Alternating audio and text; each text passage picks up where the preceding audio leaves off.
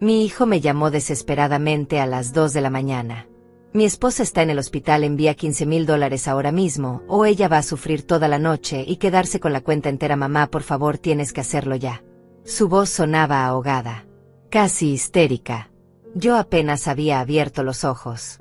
El teléfono vibraba en mi mano. Podía escuchar ruidos de fondo. Voces. Algo que sonaba como puertas automáticas. Valentín seguía hablando sin parar. No hay tiempo, mamá, necesito ese dinero ahora. Los médicos dicen que si no pagamos el depósito, Adriana va a tener que esperar hasta mañana y está sufriendo mucho, está llorando de dolor, necesito que me transfieras ya. Sentí ese peso familiar en el pecho. Esa sensación de urgencia que me paralizaba. Pero esta vez algo fue diferente. Le dije con una calma que ni yo sabía que tenía. Llama a los padres de Adriana. Hubo un silencio. Luego él explotó. ¿Cómo puedes decir eso, mamá? ¿Cómo puedes ser tan egoísta? Ella es tu nuera, está sufriendo y tú. No lo dejé terminar. Colgué. Apagué el teléfono. Lo metí bajo la almohada. Y volví a dormir. A la mañana siguiente a las 8 recibí una llamada de la comisaría. Un hombre se identificó como el oficial Rafael. Señora Ángela, necesitamos que venga a la estación. Su nombre aparece en varios documentos relacionados con una investigación de fraude financiero. Mi mundo se detuvo. Me llamo Ángela. Tengo 60 años. Vivo sola en una casa que pagué con 30 años de trabajo en una fábrica textil. Cada ladrillo de estas paredes tiene mi sudor. Me jubilé hace 2 años. Ahora sobrevivo con una pensión modesta que administro con cuidado extremo porque sé que nadie más va a cuidar de mí. Mi rutina es simple y silenciosa. Me levanto a las 6. Preparo café en una cafetera vieja que compré en el mercado. Riego las plantas del patio. Barro. Lavo. Cocino para mí sola. A veces paso días enteros sin hablar con nadie. Vivo en un barrio tranquilo donde los vecinos se saludan pero no se meten en la vida del otro. Exactamente como me gusta. Esa madrugada, cuando sonó el teléfono, yo estaba profundamente dormida. Hacía frío. Las ventanas temblaban con el viento. Duermo con 2 mantas de lana color café que he tenido por años. Mi habitación huele a lavanda porque guardo sobrecitos de flores secas en los cajones. Es un detalle pequeño, pero me reconforta. Me hace sentir que todavía tengo control sobre algo en mi vida. Que hay orden. Que hay paz. Cuando vi el nombre de Valentín en la pantalla, mi corazón se disparó antes de que mi cerebro pudiera reaccionar. Es mi único hijo. Lo crié sola después de que su padre nos abandonara cuando él tenía apenas 3 años. Trabajé turnos dobles durante décadas para que no le faltara nada. Para que pudiera estudiar. Para que tuviera una vida mejor que la mía. Cada peso que gané fue para él. Cada sacrificio. Cada noche sin dormir.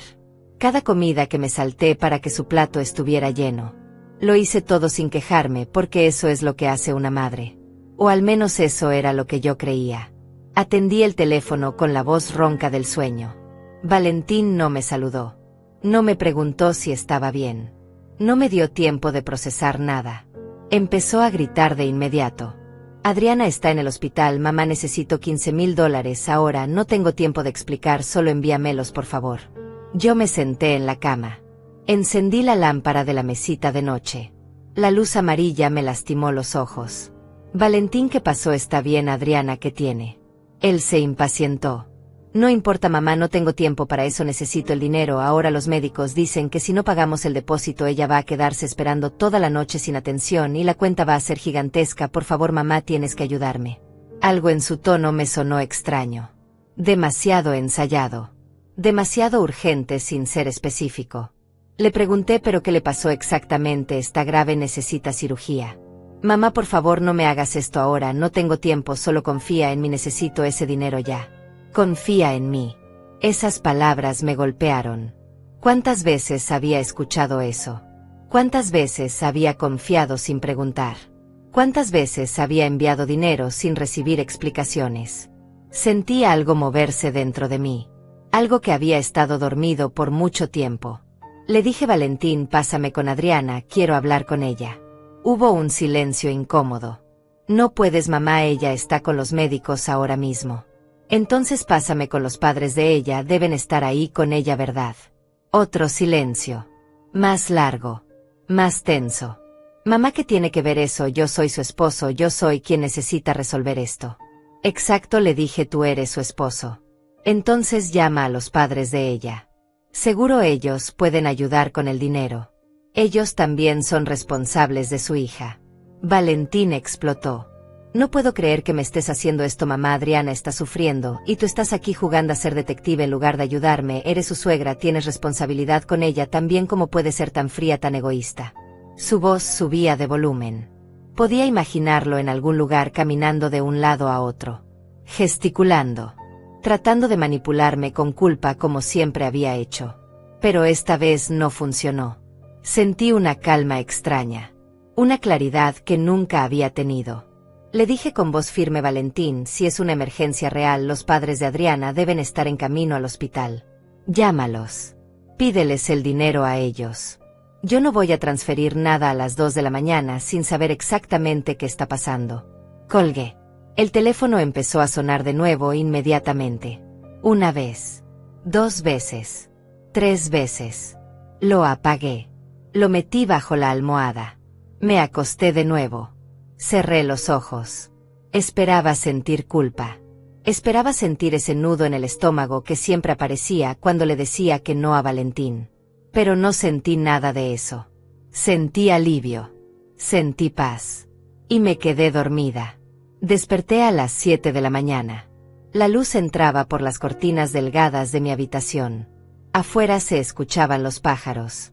El día estaba comenzando como cualquier otro. Me levanté. Fui al baño. Me lavé la cara con agua fría. Me miré en el espejo. Tenía ojeras. Arrugas profundas alrededor de los ojos. 60 años de vida marcados en cada línea de mi rostro. Pero mis ojos se veían diferentes. Más claros. Como si algo pesado hubiera sido levantado de encima de mí durante la noche. Encendí el teléfono mientras preparaba café. Esperaba ver decenas de llamadas perdidas. Mensajes furiosos. Pero solo había 3 llamadas. Todas de Valentín. Y un mensaje de texto que decía: gracias por nada, mamá. Eso fue todo. Ninguna actualización sobre Adriana. Ninguna explicación. Nada que confirmara que realmente había una emergencia. Tomé mi café despacio. Sentada en la mesa de la cocina. Mirando por la ventana hacia el patio donde mis plantas crecían en macetas desparejas. Sentí algo extraño. Una mezcla de alivio y tristeza.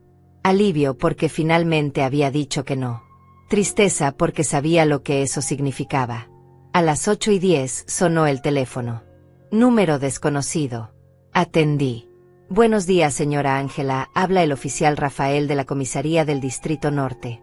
Necesitamos que venga a la estación lo antes posible. Su nombre aparece en varios documentos relacionados con una investigación de fraude financiero. Sentí que el piso se movía bajo mis pies. Perdón, ¿qué dice? El oficial repitió con paciencia. Su nombre y su firma aparecen como avalista en 3 solicitudes de préstamo por un total de $45,000. Los bancos reportaron irregularidades.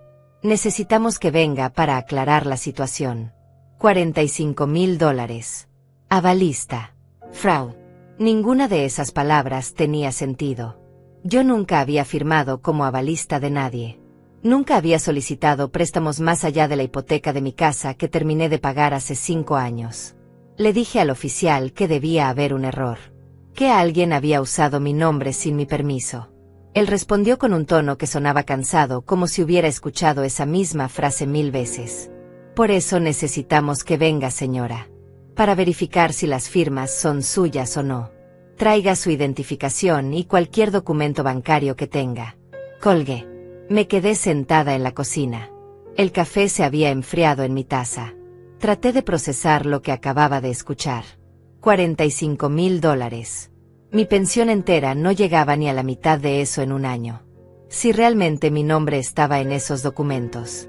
Si alguien había falsificado mi firma. Entonces yo estaba en problemas graves.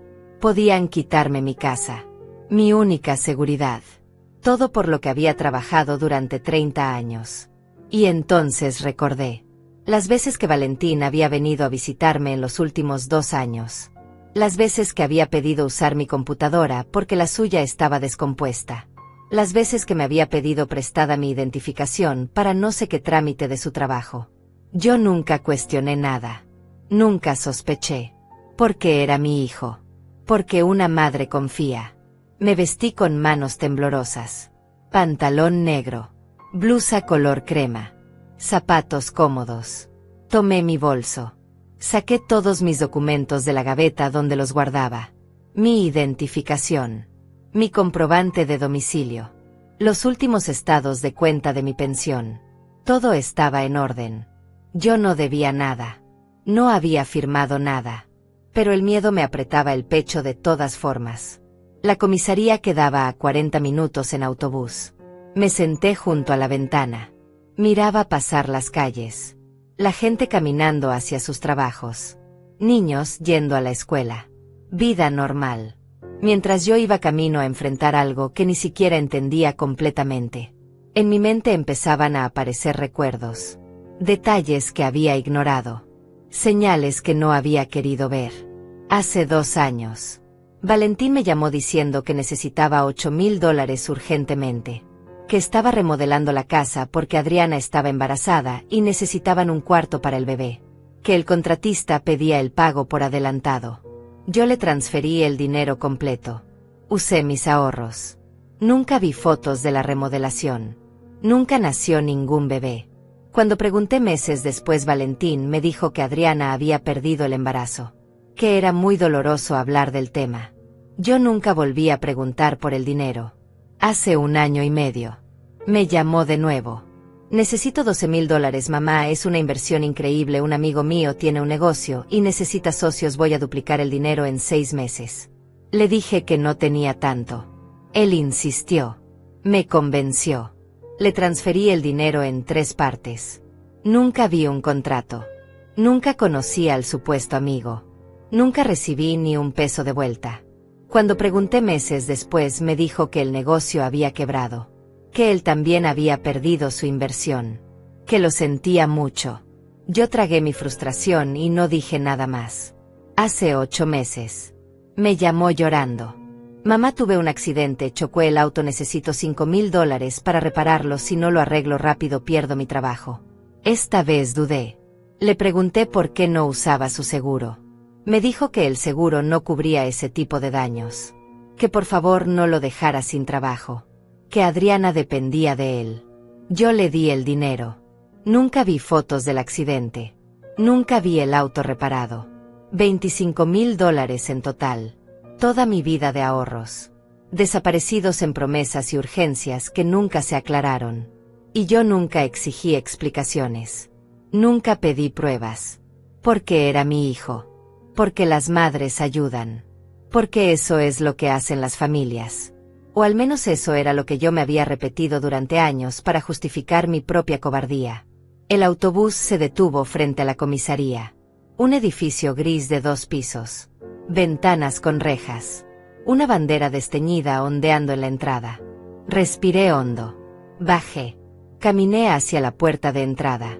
Mis piernas temblaban. No sabía qué iba a encontrar adentro. Pero sabía que mi vida estaba a punto de cambiar de formas que no podía imaginar. Entré. El lugar olía a desinfectante barato y café viejo. Había gente sentada en sillas de plástico. Una mujer lloraba en una esquina. Un hombre discutía con un oficial en el mostrador. Me acerqué a la recepcionista. Vengo a ver al oficial Rafael. Ella revisó una lista. Me pidió que esperara. Me senté. Las manos sudaban. El corazón latía demasiado rápido. 10 minutos después, un hombre de unos 50 años con uniforme y carpeta bajo el brazo se acercó. Señora Ángela, soy el oficial Rafael. Acompáñeme, por favor. Lo seguí por un pasillo estrecho. Entramos a una oficina pequeña. 2 sillas. Un escritorio metálico. Una computadora vieja. Él cerró la puerta. Se sentó. Abrió la carpeta. Y lo que vi ahí me heló la sangre. El oficial Rafael sacó 3 documentos de la carpeta y los colocó frente a mí sobre el escritorio. Eran solicitudes de préstamo. 3 bancos diferentes. Fechas distintas. pero todas tenían algo en común. Mi nombre, mi firma, o algo que se parecía mucho a mi firma. Sentí que el aire se me escapaba de los pulmones. Tomé el primer documento con manos temblorosas. Préstamo personal por $18,000. Fecha de solicitud hace año y medio. Banco del Centro. Mi nombre completo. Mi número de identificación. Mi dirección. Y una firma que se parecía a la mía, pero que yo no había hecho. El oficial me observaba en silencio. ¿Reconoce estos documentos, señora Ángela? Negué con la cabeza. Yo nunca solicité ningún préstamo. Nunca fui a estos bancos. Esto no es mío. Él asintió como si ya lo supiera. Los bancos reportaron que los préstamos nunca fueron pagados. Las cuotas se atrasaron desde el primer mes. Cuando intentaron contactarla, usted nunca respondió porque los números de teléfono que aparecen en las solicitudes no son suyos. Miré los documentos de nuevo. Efectivamente, había un número de celular que no reconocía. Un correo electrónico que no era mío. Tomé el segundo documento. Banco Nacional. $15,000. Hace un año exactamente. La misma historia. Mi nombre. Mi identificación. Una firma casi idéntica a la mía. Datos de contacto falsos. El tercero era peor. $12,000. Hace 8 meses. Banco Internacional. El oficial Rafael se inclinó hacia adelante. Señora, necesito que sea completamente honesta conmigo. Alguien tuvo acceso a sus documentos personales. Alguien que conoce su firma lo suficientemente bien como para imitarla. Alguien que sabía su número de identificación, su dirección, sus datos personales. Piense bien. ¿Quién ha tenido acceso a esa información? No necesitaba pensar mucho. Solo había una persona. Valentín. Mi hijo. El único que entraba a mi casa cuando quería. El único que había tomado prestada mi identificación varias veces. El único que me había pedido usar mi computadora donde yo guardaba copias digitalizadas de mis documentos. El único que había estado pidiéndome dinero desesperadamente durante los últimos 2 años. Pero no podía decirlo en voz alta. No todavía. No hasta estar completamente segura. Le dije al oficial que necesitaba tiempo para revisar bien los documentos. Él asintió. Entiendo que es difícil. Pero necesito que entienda la gravedad de la situación. Los bancos van a proceder legalmente. Si no se resuelve esto, van a embargar sus bienes. Van a ir contra usted porque su nombre aparece como deudora. A menos que podamos demostrar que fue víctima de fraude. Y para eso necesitamos identificar al responsable. $45,000. Esa cantidad me daba vueltas en la cabeza. Era más de lo que yo ganaba en 2 años de pensión. Era suficiente para quitarme mi casa. Para dejarme en la calle. Para destruir todo lo que había construido. Sentí rabia. Una rabia profunda y caliente que me subía desde el estómago hasta la garganta. Pero también sentí algo más. Claridad. Recordé la llamada de anoche. Las 2 de la mañana. $15,000. La urgencia. La desesperación. Adriana en el hospital. Todo encajaba ahora. Valentín no necesitaba el dinero para ninguna emergencia médica. Necesitaba cubrir sus deudas. Los préstamos que había sacado a mi nombre. Los bancos lo estaban presionando. Y él hacía lo que siempre había hecho. Venir a mí. Exigir. Manipular. Usar mi amor de madre como una herramienta. El oficial me entregó copias de los 3 documentos. Llévese esto. Revíselo con calma. Si recuerda algo, cualquier detalle que pueda ayudarnos, llámeme. Me dio una tarjeta con su número. También le recomiendo que hable con un abogado. Va a necesitar representación legal cuando los bancos presenten la demanda. Tomé los papeles. La tarjeta. Salí de esa oficina sintiéndome 10 años más vieja. Cuando llegué a casa eran casi las 11 de la mañana. Me senté en la mesa de la cocina. Extendí los 3 documentos frente a mí. Los estudié línea por línea. Las fechas coincidían perfectamente. El primer préstamo por $18,000. Hace año y medio. Exactamente 2 semanas después de que le transferí $8,000 a Valentín para la supuesta remodelación del cuarto del bebé. El segundo préstamo por 15,000. Hace un año. Un mes después de que le di 12,000 para la inversión que nunca existió. El tercer préstamo por 12,000. Hace 8 meses. Justo después de darle 5,000 para el accidente de auto. El patrón era claro. Valentín me pedía dinero para una emergencia. Yo se lo daba. Y luego inmediatamente después él sacaba un préstamo a mi nombre por una cantidad aún mayor. Estaba usando mi dinero y mi crédito simultáneamente, duplicando su ganancia. Y yo nunca sospeché nada porque nunca cuestioné, nunca verifiqué, nunca exigí pruebas. Me levanté. Fui a mi habitación. Abrí el cajón donde guardaba viejas fotografías. Busqué hasta encontrar lo que necesitaba. Documentos viejos. Cartas. Y ahí estaba.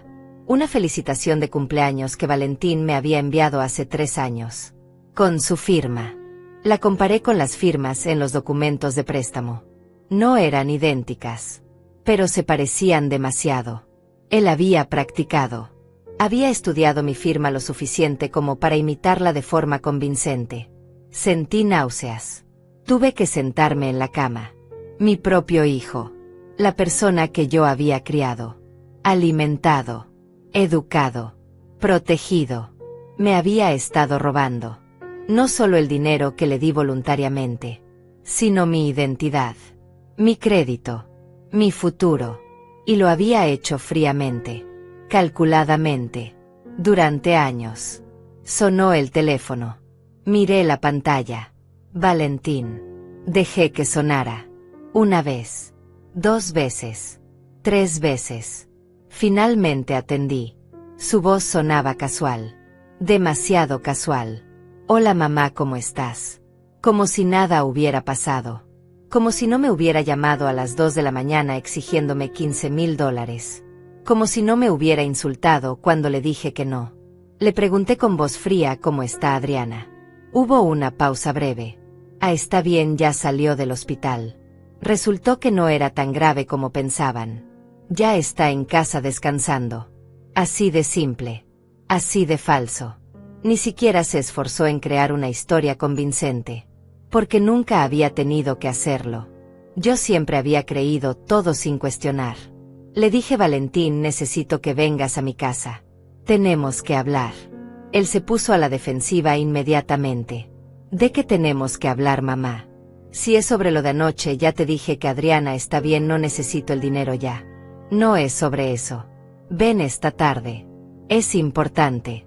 Dudó. Está bien, voy como a las 5. Colgué. Tenía 6 horas para prepararme. 6 horas para decidir cómo enfrentar a mi hijo.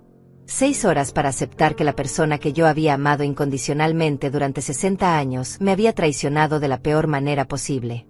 Fui a la cocina. Preparé té. Me senté junto a la ventana. Y esperé.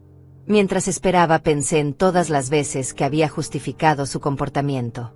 Todas las veces que había ignorado las señales. Cuando tenía 15 años y robó dinero de mi cartera. Yo lo justifiqué diciendo que era adolescente. Que todos cometen errores. Cuando tenía 20 y pidió prestado el auto de un amigo sin permiso. Yo dije que era joven e impulsivo. Cuando tenía 25 y perdió 3 trabajos en un año, siempre culpando a otros. Yo dije que todavía estaba encontrando su camino. Siempre había excusas.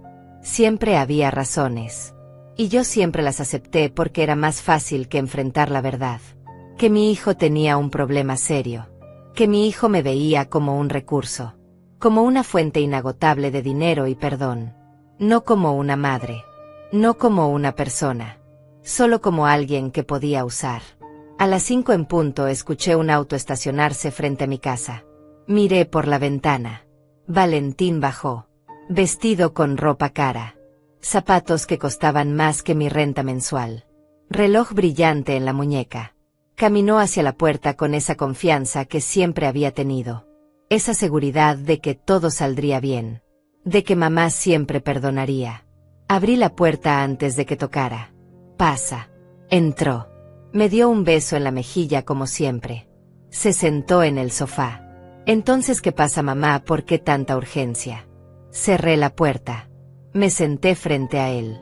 Saqué los documentos de la carpeta. Los coloqué sobre la mesa de centro. Y lo miré directo a los ojos. Valentín miró los documentos sobre la mesa. Su expresión no cambió de inmediato. Tomó el primero. Lo revisó. Luego el segundo. El tercero. Vi cómo su mandíbula se tensaba. Cómo sus manos apretaban ligeramente el papel. Pero no dijo nada. Solo siguió mirando los documentos como si estuviera tratando de encontrar la mejor salida. La mejor mentira. Finalmente levantó la vista. ¿Qué es esto, mamá? Su voz sonaba confundida. Inocente. Como si realmente no supiera. Le dije con calma, son 3 solicitudes de préstamo. Por un total de $45,000. A mi nombre. Con mi firma. O algo muy parecido a mi firma. Los bancos me están demandando porque nunca se pagaron. Esta mañana estuve en la comisaría. Hay una investigación de fraude. Él parpadeó varias veces. Dejó los papeles sobre la mesa. Mamá, yo no sé nada de esto. Debe ser un error. Alguien robó tu identidad. Eso pasa todo el tiempo. Deberías denunciarlo. Su actuación era casi convincente. Casi. Pero yo ya no era la misma mujer que había sido 24 horas atrás. Ya no era la madre ciega que tragaba cualquier historia. Le dije las fechas, Valentín. Mira las fechas. El primer préstamo fue hace año y medio. 2 semanas después de que te di $8,000 para remodelar el cuarto del bebé que nunca nació. El segundo fue hace un año. 1 mes después de darte 12,000 para la inversión que nunca existió. El tercero hace 8 meses. Justo después del accidente de auto que nunca vi. $45,000 en préstamos. 25,000 que yo te di directamente. $70,000 en total, Valentín. Toda mi vida de ahorros. Más deudas que no puedo pagar. Su rostro se puso pálido. Abrió la boca. La cerró. Miró hacia la ventana. Hacia el piso. Hacia cualquier lugar menos a mí. Yo esperé. Dejé que el silencio se extendiera. Dejé que sintiera el peso de lo que había hecho. Finalmente habló. Su voz era apenas un susurro. Mamá, yo puedo explicarlo. No, Valentín. Ya no quiero explicaciones. Quiero la verdad. Se levantó del sofá. Empezó a caminar de un lado a otro, pasándose las manos por el cabello. Mamá, las cosas han estado muy difíciles. Adriana y yo tenemos deudas. El negocio de su padre quebró. Nosotros tuvimos que hacernos cargo. Necesitábamos dinero rápido. Los bancos no nos daban préstamos porque nuestro crédito estaba arruinado. Yo pensé que podía arreglarlo rápido. Que podía pagarte. Que nadie saldría lastimado. Entonces lo admites. Tú sacaste esos préstamos a mi nombre. Se detuvo. Me miró. Había algo en sus ojos. Algo entre vergüenza y resentimiento. Sí, mamá, fui yo. Pero solo porque estábamos desesperados. Solo porque no teníamos otra opción. Yo iba a pagar todo, lo juro. Pero las cosas se complicaron más de lo que pensé. Sentí esa rabia de nuevo. Esa rabia fría y pesada. Le dije, tú tenías opciones, Valentín. Podías conseguir un trabajo mejor. Podías reducir tus gastos. Podías vender ese auto lujoso que tienes afuera. Ese reloj que traes puesto. Podías hablar honestamente conmigo. Pedirme ayuda de verdad. Pero en lugar de eso me robaste. Falsificaste mi firma. Arruinaste mi crédito. Pusiste en riesgo mi casa. Y encima me seguiste mintiendo. Anoche me llamaste pidiendo 15,000 más. ¿Para qué, Valentín? Para cubrir las cuotas de estos préstamos que sacaste a mi nombre. Él se dejó caer de nuevo en el sofá. Puso la cabeza entre las manos. Mamá, lo siento. De verdad lo siento. No sabía qué más hacer. Adriana me presionaba todo el tiempo. Decía que su familia tenía dinero. Que vivían bien. Que ella merecía el mismo estilo de vida. Yo solo quería darle lo que ella quería. Quería ser un buen esposo. Y robándole a tu madre era la forma de ser un buen esposo. Él levantó la cabeza bruscamente. Yo no te robé. Tú eres mi mamá. Lo que es tuyo es mío también. Así funcionan las familias. Tú siempre me dijiste que harías cualquier cosa por mí, que me apoyarías siempre. Sentí como si me hubieran abofeteado. Así que eso era lo que él pensaba. Que mi amor incondicional significaba que él podía tomar lo que quisiera, usar lo que quisiera, destruir lo que quisiera, sin consecuencias. Le dije con voz temblorosa: apoyarte no significa dejar que me destruyas, Valentín. Apoyarte no significa permitir que cometas fraude, que arruines mi vida.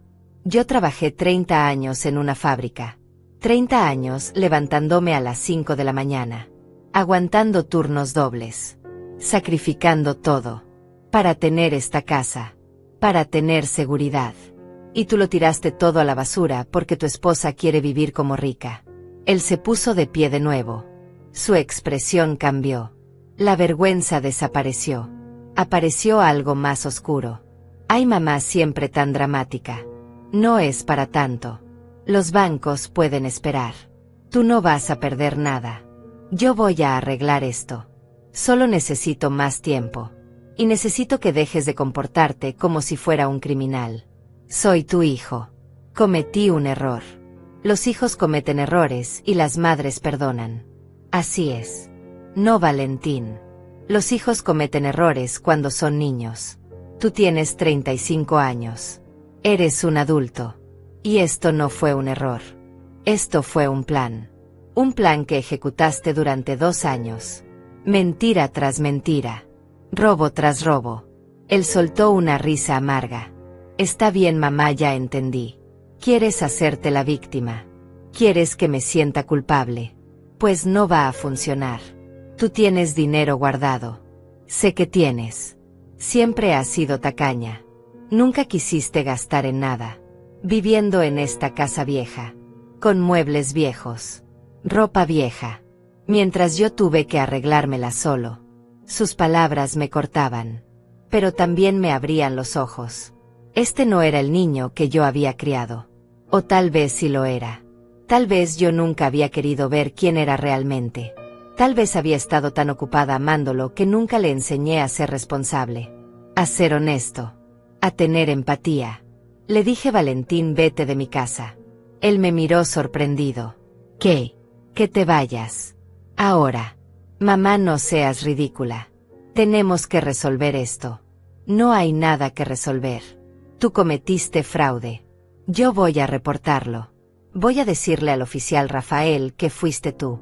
Voy a darte la opción de ir tú mismo a confesar. Pero si no lo haces, yo lo haré. Su rostro se transformó completamente. La máscara se cayó. Me miró con odio puro. No te atreverías. Soy tu hijo. Si me denuncias, voy a ir a la cárcel.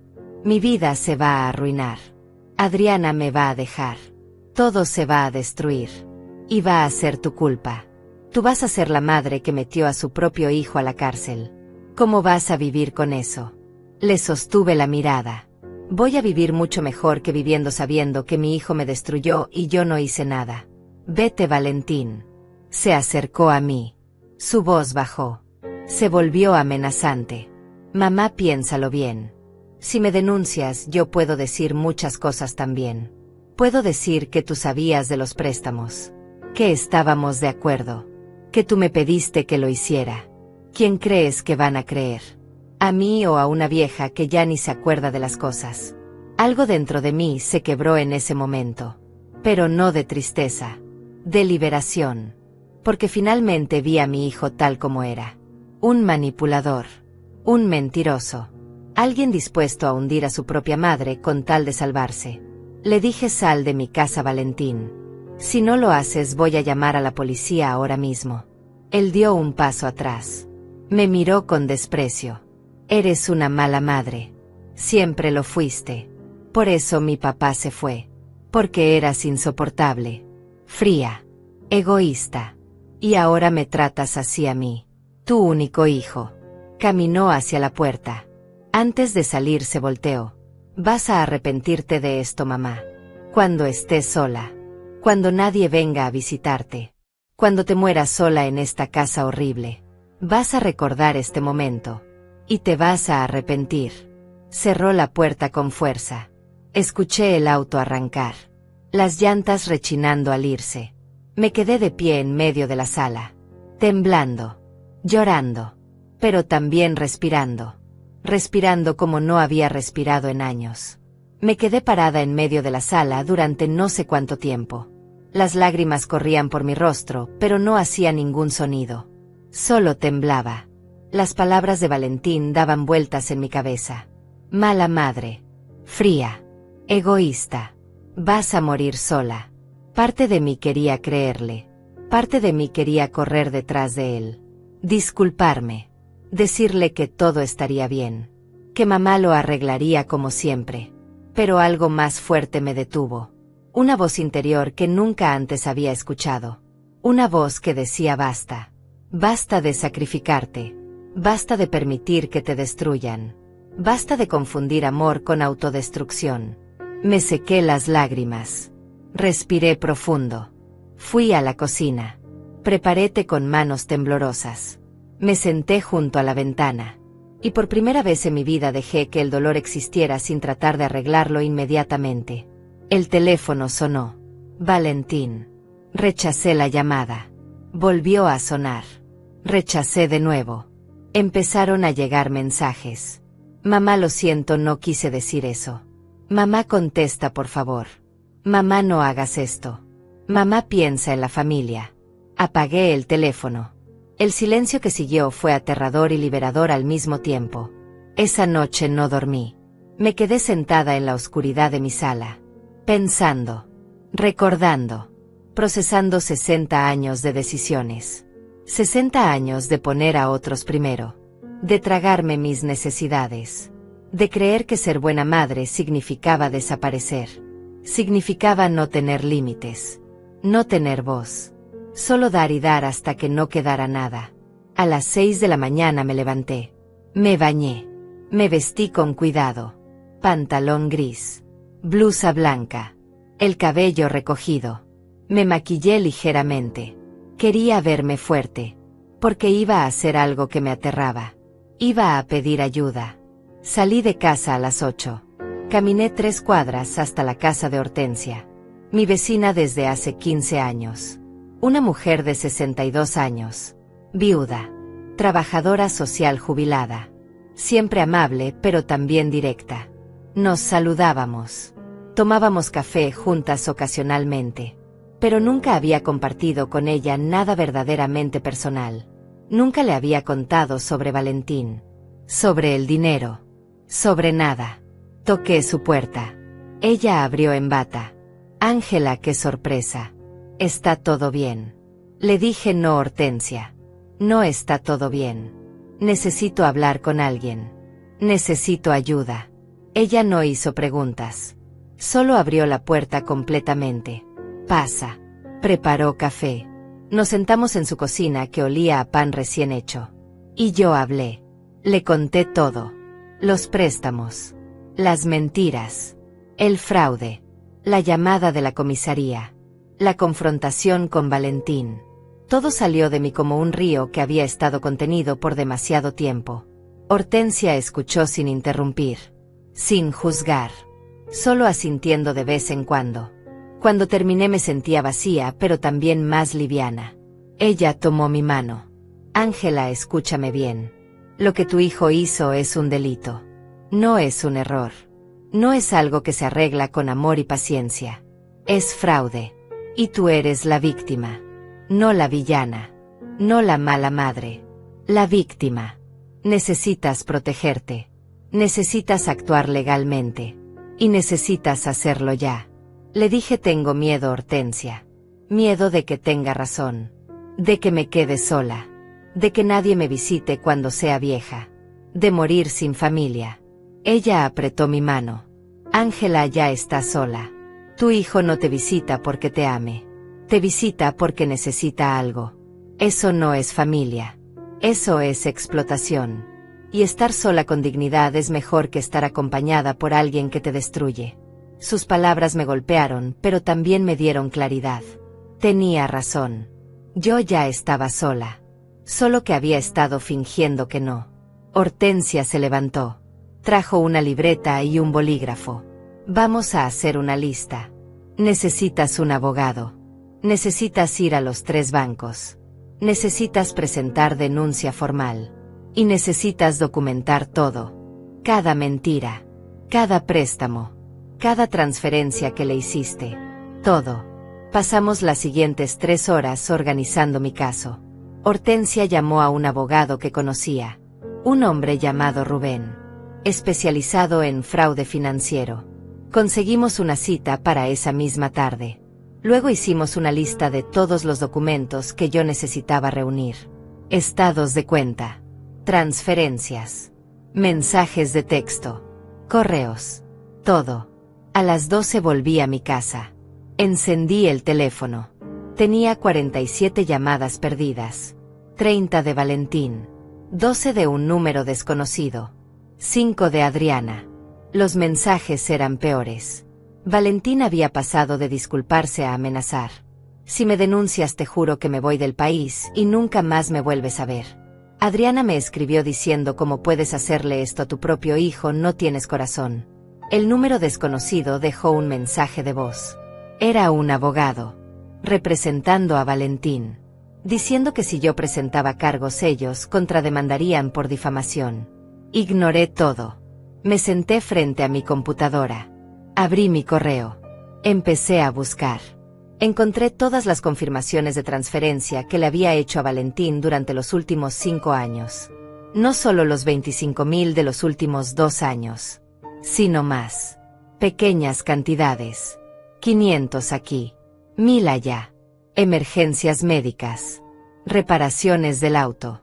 Regalos de cumpleaños para Adriana. Navidad. Todo sumaba casi $40.000 adicionales. 40.000 que yo le había dado voluntariamente. Más 45.000 de los préstamos fraudulentos. $85.000 en total. Más de lo que yo había ganado en 3 años de trabajo en la fábrica. Más de lo que jamás tendría en mi vida. Todo entregado. Robado. Perdido. Imprimí todo. Organicé las hojas en orden cronológico. Cada transferencia. Cada fecha. Cada excusa que me había dado. Lo puse todo en una carpeta. A las 3 de la tarde salí hacia el despacho del abogado Rubén. Hortensia insistió en acompañarme. No deberías hacer esto sola, me dijo. El despacho quedaba en el centro. Un edificio viejo pero bien mantenido. 3er piso. Una recepcionista nos hizo pasar. Rubén era un hombre de unos 55 años. Cabello gris. Lentes. Expresión seria pero amable. Siéntense, por favor. Cuéntenme qué está pasando. Le mostré los documentos. Los préstamos. Las transferencias. Le conté todo. Él escuchaba tomando notas. Haciendo preguntas específicas. Cuando descubriste los préstamos. ¿Quién tiene acceso a tus documentos? Tu hijo confesó. ¿Tienes testigos?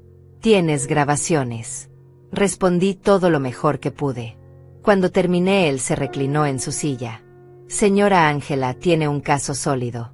El patrón es claro. Las fechas coinciden. Las cantidades son significativas.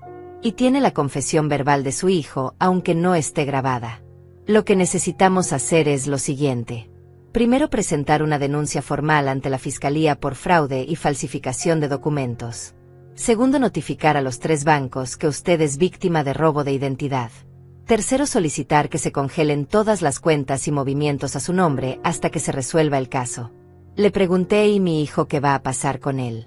Rubén me miró directo a los ojos. Si se comprueba el fraude, y todo indica que así será, va a enfrentar cargos criminales. Dependiendo del juez, podría ser libertad condicional o tiempo en prisión. También tendrá que pagar restitución. Devolver el dinero. Aunque francamente dudo que tenga con qué. Sentí un nudo en la garganta. Pero asentí. Entiendo. Quiero proceder. Él preparó los documentos. Yo firmé. Hortensia firmó como testigo de mi estado mental y emocional. De que yo estaba tomando esta decisión de forma consciente y voluntaria. Rubén dijo: voy a presentar esto mañana a primera hora. En cuanto se presente la denuncia, la fiscalía va a contactar a su hijo. Él va a saber que usted procedió legalmente. Prepárese para más presión. Más llamadas. Más intentos de manipulación. No responda. Reenvíe todo a mí. Salimos del despacho a las 5 de la tarde. Hortensia me abrazó en la calle. Estoy orgullosa de ti, Ángela. Sé que esto es lo más difícil que has hecho. Pero es lo correcto. Asentí. Pero por dentro me sentía destruida. Acababa de poner en marcha algo que no podía detener. Algo que cambiaría todo para siempre. Esa noche volví a casa. Preparé sopa. Comí sola en silencio. Lavé los platos. Me senté en el sofá. Y lloré. Lloré por el hijo que creí tener. Por la relación que nunca existió realmente. Por los años perdidos. Por el dinero perdido. Por la inocencia perdida. Pero también lloré de alivio. Porque finalmente había dicho basta. Desperté al día siguiente con la certeza de que todo había cambiado. El sol entraba por la ventana igual que siempre. Los pájaros cantaban. El mundo seguía girando. Pero yo era diferente. Había cruzado una línea. Había tomado una decisión que no tenía vuelta atrás. Me levanté. Me preparé café. Me senté a esperar. Sabía que en cualquier momento Rubén presentaría la denuncia. Y entonces comenzaría la tormenta. La llamada llegó a las 10 de la mañana. Era Rubén. Señora Ángela, ya presentamos la denuncia ante la fiscalía. También notifiqué a los 3 bancos. Todos están cooperando. Van a investigar las firmas. Van a revisar las grabaciones de seguridad de las sucursales en las fechas en que se tramitaron los préstamos. En las próximas horas, la fiscalía va a citar a su hijo para interrogatorio. Prepárese. Colgué. Me senté en el sofá. Las manos me temblaban. Esto era real. Esto estaba sucediendo. Ya no había forma de echarse atrás. Me obligué a respirar. A mantenerme firme. Pensé en lo que Hortensia me había dicho. Estar sola con dignidad es mejor que estar acompañada por alguien que te destruye. A las 11:30 sonó el timbre. Miré por la ventana. Era Adriana. Sola. Vestida elegantemente. Tacones altos. Bolso de marca. Maquillaje perfecto. Dudé si abrir. Pero algo me dijo que enfrentarla era parte del proceso. Abrí la puerta. Ella entró sin esperar invitación. Su perfume llenó la sala. Un aroma caro. Sintético. Se quitó los lentes oscuros. Me miró con una mezcla de desprecio y falsa preocupación. Ángela, tenemos que hablar. Le dije, adelante, habla. Ella se sentó en mi sofá como si fuera el suyo. Cruzó las piernas. Esto que estás haciendo es una locura. Valentín es tu hijo. Tu único hijo. ¿Cómo puedes denunciarlo? ¿Cómo puedes querer meterlo a la cárcel? Le respondí con calma, él cometió fraude, Adriana. Falsificó mi firma. Sacó préstamos a mi nombre. Me robó. Eso es un delito. Ella agitó la mano como espantando una mosca. Ay, por favor, no exageres. Él solo pidió prestado. Iba a devolvértelo todo. Solo necesitaba tiempo. Pero tú nunca has sido paciente. Nunca has entendido que las cosas cuestan. Que mantener una vida cuesta. Sentí la rabia subir, pero me mantuve controlada. Una vida que ustedes no pueden pagar, Adriana. Un estilo de vida que mantienen con dinero robado. Ella se inclinó hacia adelante. Su voz se volvió venenosa. ¿Sabes cuál es tu problema, Ángela? Que nunca has tenido ambiciones. Has vivido toda tu vida en esta casita horrible. Con tus muebles viejos. Tu ropa de mercado. Contando cada peso. Viviendo como pobre cuando podrías vivir mejor. Valentín no es como tú. Él quiere más. Merece más. Le dije, él puede querer lo que sea. Pero no tiene derecho a tomarlo de mí. No tiene derecho a destruir mi vida para financiar la suya. Adriana soltó una risa seca. Tu vida. ¿Qué vida, Ángela? No tienes nada. No tienes a nadie. Pasas los días sola en esta casa. Sin amigos. Sin familia que te visite. Valentín es lo único que tienes.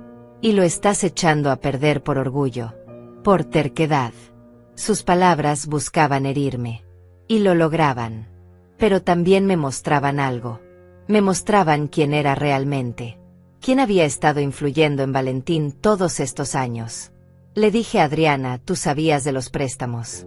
Ella parpadeó. ¿Qué? ¿Qué tú sabías? Valentín no hizo esto solo. Ustedes lo planearon juntos. Necesitaban dinero para mantener su estilo de vida. Para aparentar. Y decidieron robármelo a mí. Ella se puso de pie. Su máscara de preocupación desapareció completamente. No tienes pruebas de eso. Yo no firmé nada. Mi nombre no está en ningún documento. Esto es entre tú y Valentín. No me metas a mí. Exacto, dije. Tu nombre no está. Porque fuiste lo suficientemente lista para dejar que él cargara con todo. Para que él fuera el único responsable si algo salía mal. ¿Qué clase de esposa hace eso? Su rostro se endureció. Una esposa inteligente. Una que sabe cuidarse. No como tú que te pasas la vida sacrificándote por un hijo que ni siquiera te aprecia. Esas palabras deberían haberme destrozado. Pero en cambio me dieron claridad. Porque confirmaban lo que yo ya sabía. Valentín no había hecho esto solo. Había tenido ayuda. Había tenido a alguien empujándolo. Justificándolo. Haciéndole creer que robarle a su madre estaba bien. Le dije quiero que te vayas de mi casa, Adriana. Ella tomó su bolso. Se puso los lentes. Caminó hacia la puerta. Antes de salir se volteó. Cuando Valentín vaya a la cárcel. Cuando pierdas a tu único hijo. Cuando te quedes completamente sola. Acuérdate de que tú elegiste esto. Tú preferiste el dinero sobre tu familia. Cerró la puerta con fuerza. Me senté de nuevo. Respiré profundo. El dinero. Siempre volvían al dinero. Como si eso fuera lo importante. Como si yo estuviera haciendo esto por dinero y no por dignidad. Por respeto. Por la simple verdad de que lo que hicieron estuvo mal. Profundamente mal. El teléfono sonó. Número desconocido. Atendí. Señora Ángela, habla el fiscal Ezequiel Morales. Necesito que venga mañana a las 9 de la mañana a declarar. Vamos a interrogar a su hijo hoy en la tarde. Necesitamos su testimonio completo. Acepté. Me dio la dirección. Colgué. Llamé a Rubén. Le conté sobre la visita de Adriana. Él escuchó en silencio. Luego dijo anote todo lo que ella le dijo. Cada palabra. Aunque no tengamos grabación, su testimonio puede ser útil. Especialmente si ella admitió que sabía de los préstamos. Eso podría complicarles más las cosas a ambos. Pasé el resto del día escribiendo. Todo lo que recordaba de la conversación con Adriana. Todo lo que Valentín me había dicho. Cada detalle. Cada amenaza. Cada manipulación. Las palabras fluían. Páginas y páginas. Era doloroso, pero también liberador. Ver todo escrito. Negro sobre blanco. Sin espacio para dudas o interpretaciones. Esa noche Hortensia vino a cenar. Trajo sopa y pan. Comimos juntas en mi cocina. Ella me preguntó cómo me sentía. Le dije asustada. Triste. Pero también aliviada. Como si finalmente estuviera haciendo algo correcto después de años de hacer todo mal. Ella asintió. El camino correcto no siempre es el más fácil, Ángela. Pero es el que te deja dormir en paz. Me preguntó si había pensado en qué pasaría después. Cuando todo esto terminara. Le dije que no. Que solo estaba tratando de sobrevivir un día a la vez. Ella tomó mi mano. Vas a salir de esto. Vas a recuperar tu vida. Y vas a aprender que puedes estar bien sin ellos. Mejor incluso. Esa noche dormí un poco mejor. Sabiendo que al día siguiente tendría que enfrentar a la fiscalía. Tendría que declarar contra mi propio hijo. Tendría que decir en voz alta frente a extraños que él me había robado. Que me había mentido. Que me había destruido. Pero también sabiendo que era necesario. Que era el único camino hacia adelante. Me desperté a las 6. Me bañé. Me vestí con mi mejor ropa. Pantalón negro. Blusa color perla. Zapatos cerrados. Quería verme respetable. Fuerte. No como una víctima, sino como una sobreviviente. Desayuné poco. El estómago me daba vueltas. Hortensia pasó por mí a las 8. Vamos juntas, dijo. No tienes que hacer esto sola. Llegamos a la fiscalía a las 9 en punto. Un edificio grande. Pasillos fríos. Gente esperando en bancas. Oficiales caminando de un lado a otro. Me anunciaron. Esperamos. A las 9:20 salió un hombre alto. Traje oscuro. Corbata seria. Señora Ángela, soy el fiscal Ezequiel Morales. Acompáñeme, por favor. Entramos a una oficina. Había otra persona. Una mujer con grabadora. El fiscal me pidió que me sentara. Me explicó el proceso. Voy a hacerle preguntas. Usted responde con la verdad. Todo queda grabado. Su testimonio será usado en el caso contra su hijo. ¿Entiende? Asentí. Entiendo. Comenzó. Cuénteme desde el principio. Cuando empezó a sospechar que algo andaba mal. Respiré profundo. Y empecé a hablar. Hablé durante casi 2 horas. El fiscal Ezequiel tomaba notas mientras la grabadora capturaba cada palabra. Le conté todo desde el principio. Los pedidos de dinero que empezaron hace 5 años. Las excusas que siempre sonaban urgentes. Los $8,000 para el cuarto del bebé que nunca existió. Los $12,000 para la inversión que se evaporó. Los $5,000 para el accidente que nunca vi. Cada transferencia. Cada mentira. Cada promesa rota. Luego le conté sobre la madrugada hace 3 días. La llamada a las 2 de la mañana. Los $15,000 que exigía para Adriana. Como por primera vez en mi vida le dije que no. Cómo colgué. Cómo volví a dormir. Y como a la mañana siguiente el oficial Rafael me llamó diciendo que mi nombre estaba en una investigación de fraude. El fiscal me mostró los 3 documentos de préstamo. Los mismos que yo ya había visto. Me pidió que confirmara si esas eran mis firmas. Tomé cada papel. Los estudié. La firma se parecía mucho a la mía. Pero había diferencias sutiles. La inclinación de ciertas letras. La presión del trazo. No dije. Esas no son mis firmas. Yo nunca estuve en esos bancos. Nunca solicité esos préstamos. Nunca autoricé nada de esto. Me preguntó quién tenía acceso a mis documentos personales. A mi identificación. A ejemplos de mi firma. Respondí que solo Valentín. Que él había venido a mi casa muchas veces en los últimos años. Que había usado mi computadora. Que había pedido prestada mi identificación para supuestos trámites. Que yo confiaba en él completamente. Que nunca imaginé que pudiera usarlo en mi contra. El fiscal se reclinó en su silla. Señora Ángela, ayer interrogamos a su hijo. Él niega haber falsificado su firma. Dice que usted estaba al tanto de los préstamos. Que ustedes tenían un acuerdo. Que usted le pidió que los tramitara porque no quería hacerlo personalmente. Dice que usted se está vengando porque están peleados. Sentí como si me hubieran golpeado en el estómago. Por supuesto que diría eso. Por supuesto que me haría quedar como la mentirosa. Le dije eso es completamente falso. Yo nunca estuve al tanto de ningún préstamo. Nunca tuvimos ningún acuerdo. Si eso fuera cierto, ¿por qué los números de teléfono en las solicitudes no son míos? ¿Por qué las direcciones de correo electrónico no son mías? ¿Por qué nunca recibí ninguna comunicación de los bancos? Porque las cuotas nunca se pagaron. El fiscal asintió. Exactamente. Esas son las inconsistencias que estamos investigando. Me explicó que los bancos estaban cooperando. Que habían revisado las grabaciones de las cámaras de seguridad de las fechas en que se tramitaron los préstamos. Que en las 3 ocasiones apareció un hombre solo. No una mujer de 60 años.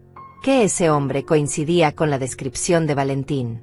Que tenían pruebas visuales. Además dijeron que los empleados recordaban que el hombre había presentado una identificación a nombre de Ángela, pero que la foto había sido alterada digitalmente. Una foto de hombre en credencial de mujer. Los empleados lo notaron, pero él insistió en que era un error del sistema. Que su madre era él. Que había cambiado de género. Los empleados inexpertos lo dejaron pasar. Escuchar eso me revolvió el estómago. Valentín había planeado todo meticulosamente. Había alterado mi identificación. Había ido personalmente a los bancos. Había mentido descaradamente. Y luego había usado ese dinero mientras yo seguía enviándole más. duplicando su ganancia, usando mi amor como herramienta. El fiscal continuó. También tenemos los registros de las transferencias que usted le hizo directamente. Eso establece un patrón. Usted le daba dinero. Él inmediatamente después sacaba préstamos a su nombre. El patrón es claro. No hay forma de que usted estuviera al tanto porque entonces no tendría sentido que le diera dinero adicional. Me preguntó, ¿tiene mensajes de texto? Correos. Algo que documente las conversaciones sobre el dinero que le dio. Saqué mi teléfono. Le mostré años de mensajes. Mamá, necesito ayuda urgente. Mamá, es una emergencia. Mamá, por favor, confía en mí. Cada mensaje seguido de una transferencia mía. El fiscal los fotografió todos. Esto es muy útil, dijo. Demuestra que las peticiones eran siempre urgentes, siempre vagas, y que usted respondía de inmediato. No hay negociación. No hay acuerdos por escrito. Solo manipulación emocional. Me preguntó sobre la visita de Adriana. Le conté palabra por palabra lo que ella había dicho. Que Valentín merecía más. Que yo vivía como pobre. Que ella era lo suficientemente lista para no firmar nada. Que cuando él fuera a la cárcel yo quedaría sola. El fiscal anotó todo. Ella se incriminó sola, dijo. Si admitió que sabía que él merecía más dinero del que tenían. Si admitió que fue inteligente al no firmar nada. Entonces sabía lo que estaba pasando. Podríamos investigarla como cómplice. Le pregunté qué pasará ahora. El fiscal organizó sus papeles. Vamos a presentar cargos formales contra su hijo por fraude, falsificación de documentos y robo de identidad. Son delitos graves. Dependiendo del juez, podría enfrentar entre 3 y 7 años de prisión. También tendrá que pagar restitución. Devolver los $45,000 más intereses y daños. En cuanto a usted, los bancos van a retirar las demandas en su contra. Usted quedará libre de responsabilidad. Su crédito será restaurado. Sentí alivio y dolor al mismo tiempo. Alivio porque no perdería mi casa. Dolor porque mi hijo iría a la cárcel. El fiscal pareció leer mi mente. Señora Ángela, entiendo que esto es difícil. Pero su hijo cometió delitos serios. No solo contra usted, sino contra el sistema bancario. Contra la ley. Las consecuencias son necesarias. No para castigarlo, sino para proteger a otras personas. Porque si esto queda impune, él lo volverá a hacer. Con usted o con alguien más. Tenía razón. Lo sabía. Pero eso no hacía que doliera menos. Me levanté. Gracias, fiscal. Por escucharme. Por creerme. Él me dio la mano. Usted hizo lo correcto. Sé que no se siente así ahora. Pero con el tiempo lo verá. Protegerse no es traicionar a su hijo. Es enseñarle que las acciones tienen consecuencias. Salí de esa oficina sintiéndome exhausta. Hortensia me esperaba afuera. Me abrazó sin decir nada. Solo me sostuvo mientras yo temblaba. Luego me llevó a un café cerca de ahí. Ordenó té caliente para ambas. Nos sentamos junto a la ventana. ¿Cómo te sientes?, preguntó. No sé, dije.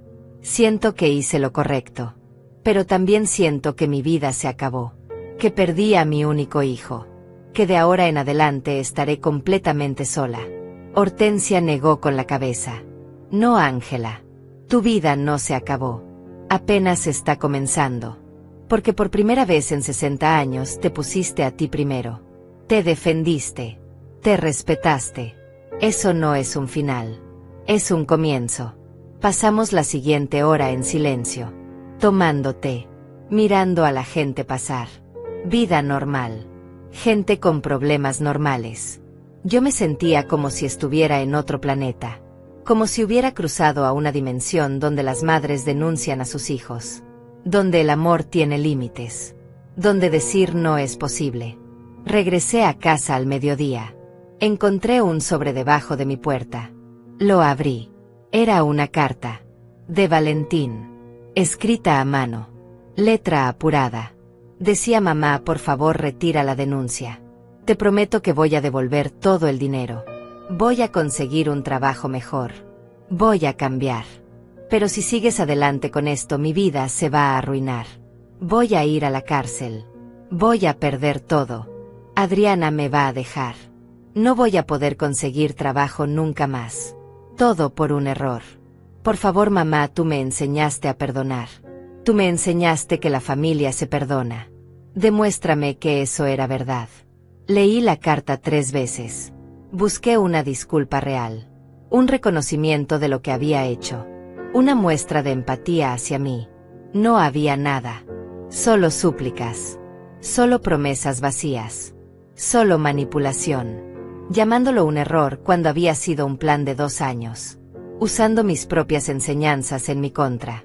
Rompí la carta en pedazos pequeños. La tiré a la basura. Y en ese momento supe que había tomado la decisión correcta. Porque un hijo que realmente me amara no me habría puesto en esta posición. Un hijo que realmente se arrepintiera habría confesado antes de ser descubierto. Habría asumido responsabilidad sin condiciones. Esa noche me senté en mi sala. Miré las paredes de mi casa. Las paredes que yo había pagado. Los muebles que yo había comprado. La vida que yo había construido. Y por primera vez en mucho tiempo me sentí orgullosa. Orgullosa de haber sobrevivido. De haberme defendido. De haber dicho basta. Los siguientes días fueron una mezcla de alivio y dolor que no sabía que podían coexistir. Rubén me llamó para confirmar que los bancos habían retirado oficialmente las demandas en mi contra. Mi nombre quedaba limpio. Mi crédito sería restaurado. La investigación había demostrado que yo era víctima y no cómplice. Sentí como si un peso enorme se levantara de mis hombros. Podría quedarme con mi casa. No perdería todo. Pero esa misma tarde recibí otra llamada. Era el fiscal Ezequiel. Señora Ángela, necesito informarle que su hijo fue formalmente acusado. La audiencia preliminar será en 2 semanas. Usted tendrá que testificar. ¿Está preparada para eso? Le dije que sí, que haría lo que fuera necesario. Pero cuando colgué me temblaban las manos. Testificar significaba verlo. Mirarlo a los ojos. Decir frente a un juez y frente a él que mi propio hijo me había robado. Hortensia venía todos los días. A veces solo se sentaba conmigo en silencio. Otras veces hablábamos. Me contó de su propia vida. De cómo su esposo la había maltratado durante años. De cómo finalmente encontró el valor para irse. De cómo todos le dijeron que estaba destruyendo su familia. Que estaba siendo egoísta. Pero que al final fue la mejor decisión de su vida. Me dijo que el verdadero amor nunca destruye. Que cualquier relación que te deje vacía no vale la pena conservar. Una tarde mientras tomábamos café me preguntó qué pensaba hacer después de que todo terminara. No supe qué responder. Nunca había pensado en mi vida sin Valentín en ella. Toda mi existencia había girado alrededor de ser su madre. De cuidarlo. De ayudarlo. Ahora ese propósito había desaparecido. ¿Qué quedaba? Hortensia sugirió que me uniera a un grupo de mujeres que se reunía en el centro comunitario. Mujeres mayores. Viudas. Jubiladas. Que hacían manualidades. Que tomaban clases de baile. Que iban de excursión. Al principio la idea me pareció absurda. Yo no era de esas personas. Pero ella insistió. Ángela, necesitas construir una vida propia. Una vida que no dependa de nadie más. Pasaron los días. Valentín no volvió a buscarme. No más llamadas. No más mensajes. Ni siquiera más amenazas. El silencio era extraño. Parte de mí se preguntaba si finalmente había entendido. Si se había dado cuenta de la gravedad de lo que había hecho. Pero otra parte sabía la verdad. Que probablemente estaba ocupado buscando abogados. Buscando formas de escapar de las consecuencias. La noche antes de la audiencia no pude dormir. Me quedé despierta mirando el techo. Pensando en todas las veces que lo había cargado cuando era bebé. Todas las veces que lo había consolado cuando lloraba. Todas las noches que me había desvelado cuidándolo cuando estaba enfermo. Todo ese amor. Todo ese sacrificio. ¿Y para qué? Para llegar a este momento. Para tener que testificar contra él en una corte. Me levanté a las 5 de la mañana. Me bañé. Me vestí con mi ropa más seria. Pantalón negro. Blusa gris. Zapatos cerrados. Sin joyas. sin maquillaje exagerado. Quería verme como lo que era. Una mujer trabajadora. Una madre traicionada. Una víctima buscando justicia. Hortensia y Rubén pasaron por mí a las 8. Fuimos juntos al juzgado. Un edificio imponente. Columnas altas. Pasillos de mármol. Gente en trajes oscuros caminando apurados. Nos sentamos en una banca afuera de la sala. Esperamos. Mi corazón latía tan fuerte que pensé que todos podían escucharlo. A las 9 abrieron las puertas. Entramos. La sala era grande. Fría. Bancos de madera. Un estrado alto donde el juez se sentaría. Un escritorio para el fiscal. Otro para la defensa. Y ahí estaba Valentín. Sentado junto a un abogado que no conocía. Vestido con traje. El cabello peinado. Viéndose presentable. Respetable. Como si no fuera un criminal.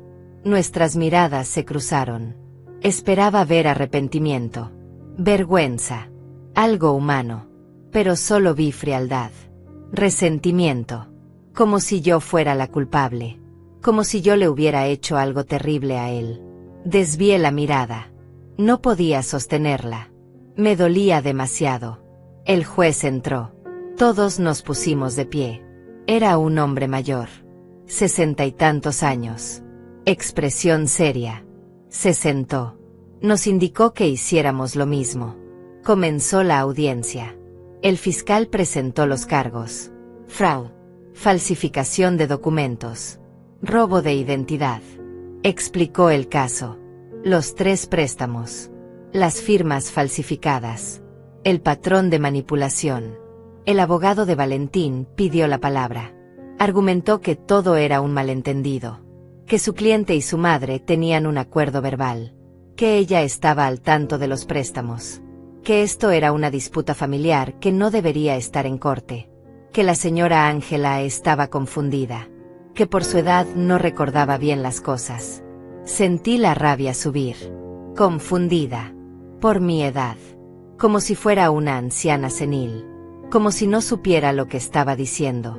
El juez me llamó al estrado. Me puse de pie. Caminé hacia adelante. Mis piernas temblaban, pero seguí adelante. Me senté en la silla del testigo. Levanté la mano. Juré decir la verdad. El fiscal comenzó. Señora Ángela, ¿usted conoce al acusado? Sí. Es mi hijo. Él le pidió dinero en múltiples ocasiones. Sí. Aproximadamente, ¿cuánto dinero le dio usted directamente durante los últimos 5 años? Hice los cálculos mentalmente. Alrededor de $65,000 en total. La sala se llenó de murmullos. El juez pidió silencio. El fiscal continuó. ¿Y usted sabía que su hijo estaba sacando préstamos a su nombre? No. Nunca. No fue sino hasta que el oficial Rafael me contactó que me enteré. Nunca firmé esos documentos. Nunca fui a esos bancos. Nunca autoricé nada. Me mostró los 3 documentos. Esas son sus firmas. No. Se parecen pero no son mías. Nunca las hice. Luego me preguntó sobre el patrón. Sobre las fechas. Sobre cómo cada vez que yo le daba dinero, él sacaba un préstamo inmediatamente después. Expliqué todo. El fiscal mostró las grabaciones de seguridad de los bancos. Mostraban a Valentín. Solo. Tramitando los préstamos. Presentando identificación alterada. Mintiendo sobre su identidad. El abogado defensor se levantó para interrogarme. Señora Ángela, ¿usted ama a su hijo? Sí. Haría cualquier cosa por él. Solía pensar eso. Ya no. Su tono se volvió condescendiente. Usted está molesta con él por razones personales. No es cierto. Estoy aquí porque cometió un delito. Usted no tiene pruebas de que él falsificó su firma. Tengo las grabaciones de los bancos. Tengo el análisis de caligrafía. Tengo el patrón de comportamiento. Tengo su propia confesión cuando lo confronté en mi casa. El abogado intentó desacreditarme. Señora, su memoria puede estar fallando. Tiene 60 años. Estos eventos ocurrieron hace tiempo. Mi memoria está perfecta. Recuerdo cada transferencia, cada mentira, cada promesa rota. El juez intervino. Abogado, vaya al punto o termine su interrogatorio. El abogado defensor insistió. Su hijo tiene esposa. Responsabilidades. Enviarlo a prisión arruinaría su vida.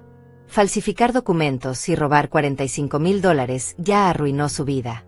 Yo solo estoy asegurándome de que enfrente las consecuencias. Pero es su hijo. Sí. Y me traicionó de la peor manera posible. Ninguna madre debería tener que pasar por esto. Mi voz se quebró en esa última frase. Las lágrimas comenzaron a caer. Pero no de debilidad. De rabia. De dolor. De liberación. El juez me miró con algo que parecía compasión. Puede retirarse, señora. Gracias por su testimonio. Bajé del estrado. Volví a mi asiento. No miré a Valentín. No podía. Rubén puso su mano en mi hombro. Lo hiciste bien, susurró. El fiscal llamó a otros testigos. Los empleados de los bancos. El oficial Rafael. Expertos en caligrafía que confirmaron que las firmas eran falsas. Todo el caso se construyó pieza por pieza. Finalmente el juez habló. He escuchado suficiente evidencia. El patrón es claro. Las pruebas son contundentes. El acusado Valentín será procesado por los cargos presentados. La fianza se establece en $50,000. El juicio formal será en 6 semanas. Se levanta la sesión. Golpeó el martillo. Todo terminó. Por ahora. Valentín fue esposado. Lo llevaron hacia una puerta lateral. Antes de salir se volteó. Me miró una última vez. Y en sus ojos vi algo que me heló la sangre. No arrepentimiento. No tristeza. Solo odio puro. Salí del juzgado sintiendo que mis piernas apenas me sostenían. El aire frío de la calle me golpeó la cara. Respiré profundo. Hortensia me tomó del brazo. Ya pasó, Ángela. Lo hiciste. Rubén caminaba a mi otro lado. El juicio formal será en 6 semanas. Pero con la evidencia que tenemos es casi seguro que lo condenen. Usted puede respirar tranquila. Asentí, pero no me sentía tranquila. Me sentía vacía. Esa noche no pude comer. Me senté en mi sala. La misma sala donde Valentín había jugado de niño. Donde había hecho tareas. Donde habíamos visto películas juntos. Cada rincón tenía un recuerdo. Y todos esos recuerdos ahora estaban contaminados por la traición. Me pregunté si alguna vez podría mirar esta casa de la misma manera. Los días siguientes fueron extraños. Silenciosos. Nadie me llamó. Ni Valentín ni Adriana ni ningún familiar lejano que antes fingía interés. Era como si hubiera dejado de existir para ellos. Y tal vez era mejor así. Hortensia seguía viniendo. Seguía insistiendo en que me uniera al grupo del centro comunitario. Finalmente acepté. Solo para salir de la casa. Solo para no quedarme atrapada en mis propios pensamientos. La primera vez que fui me sentí fuera de lugar. Había unas 15 mujeres. La mayoría mayores que yo. Viudas. Divorciadas. Algunas solteras. Todas con historias que nunca compartirían completamente. Estaban haciendo tejido. Una de ellas me ofreció una silla. Me dio lana y agujas. Me enseñó el punto básico. Mis manos se movían torpemente. Pero había algo calmante en la repetición. En crear algo con tus propias manos. Una mujer llamada Beatriz se sentó junto a mí. Tenía 70 años. Pelo completamente blanco. Ojos amables. Me preguntó si era mi primera vez. Dije que sí. Ella sonrió. Todas empezamos sintiéndonos perdidas. Pero este lugar ayuda. Aquí nadie te juzga. No pregunté su historia. Ella no preguntó la mía. Y eso fue un alivio. Empecé a ir 2 veces por semana. Luego 3. El grupo organizó una salida a un museo. Yo fui. Caminamos por las salas mirando pinturas. Tomamos café después. Hablamos de cosas sin importancia. El clima. Las plantas. Recetas de cocina. Nada profundo. Pero suficiente para sentirme parte de algo que no me lastimaba. Pasaron las semanas. Rubén me mantenía informada sobre el caso. Valentín no había podido pagar la fianza. Estaba en prisión preventiva. Su abogado había intentado negociar un acuerdo. El fiscal se negó. La evidencia era demasiado sólida. Iban a juicio completo. Rubén me preguntó si estaba preparada para testificar de nuevo. Le dije que sí, que haría lo que fuera necesario para cerrar este capítulo. La noche antes del juicio final, Hortensia vino a mi casa. Trajo vino. 2 copas. Nos sentamos en mi cocina. Brindamos por tu fuerza, dijo. Por finalmente ponerte primero. Bebimos en silencio. Luego me preguntó: ¿has pensado en perdonarlo? La pregunta me tomó por sorpresa. Le dije: no sé si puedo.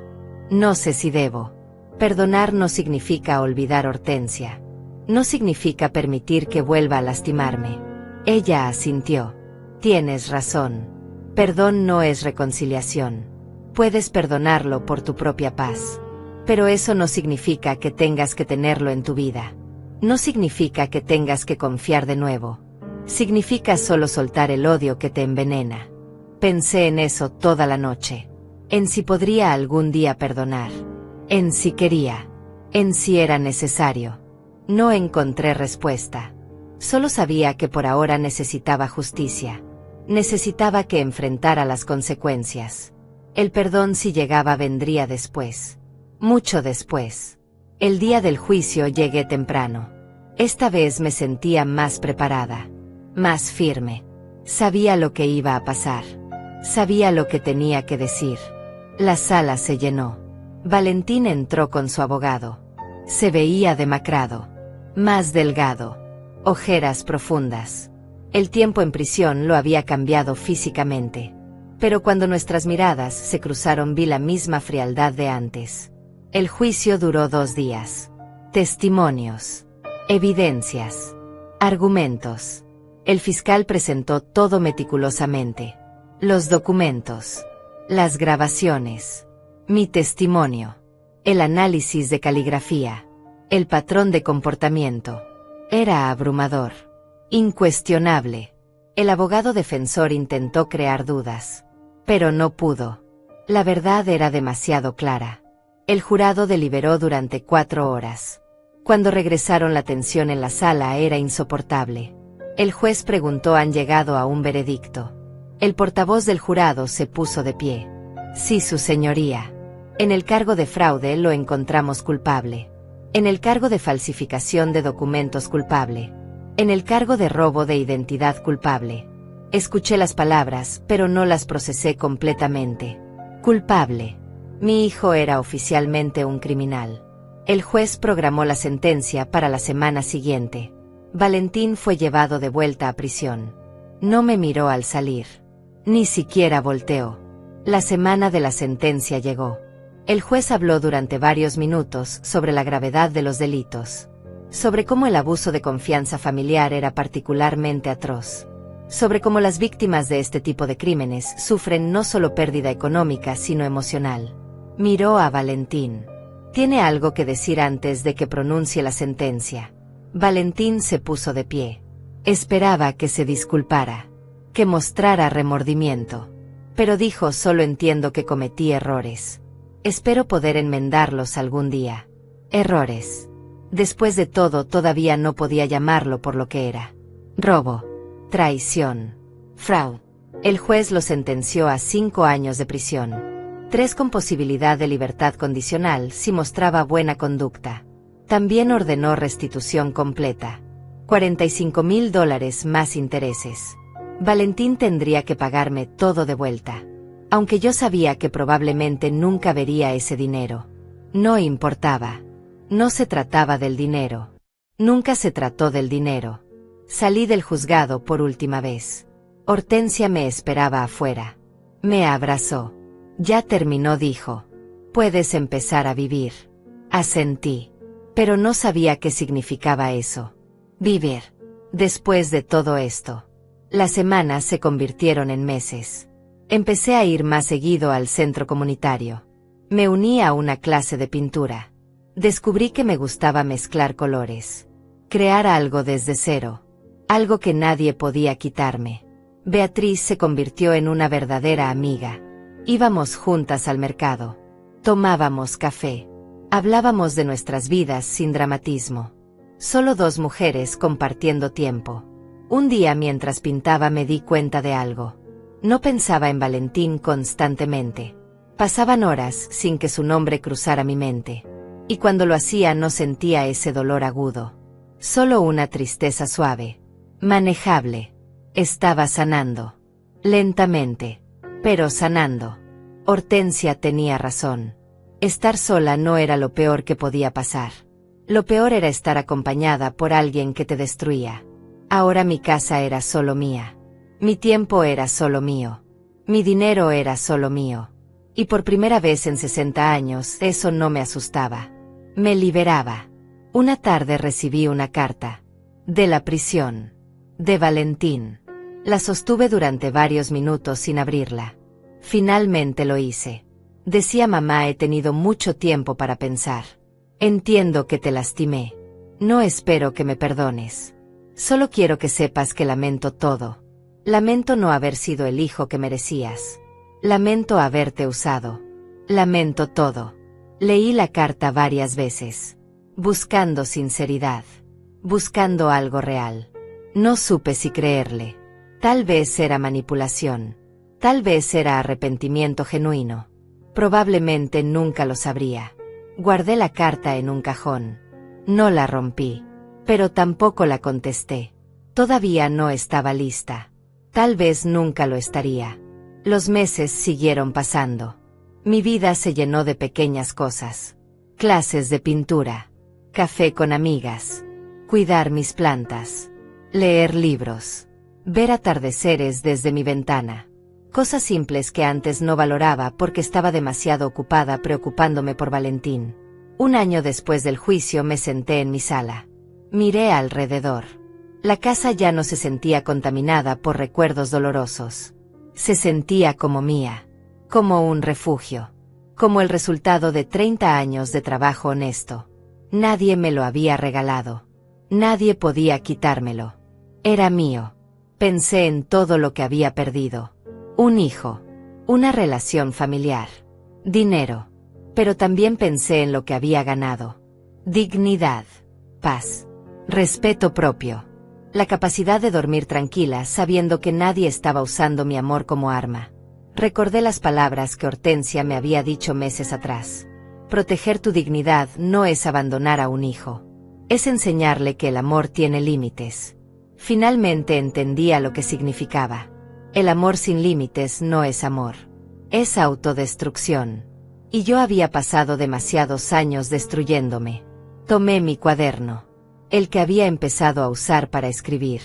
Y escribí mi propia frase. La que resumía todo lo que había aprendido. Amar no significa desaparecer. Significa sostenerte firme en tu verdad. Incluso cuando duele. Incluso cuando estás sola. Porque estar sola con dignidad siempre será mejor que estar acompañada por quien te destruye. Cerré el cuaderno. Miré por la ventana. El sol se estaba poniendo. Mañana saldría de nuevo. Y yo también. Una y otra vez. Hasta que un día el dolor fuera solo un recuerdo lejano. Hasta que mi vida fuera completamente mía.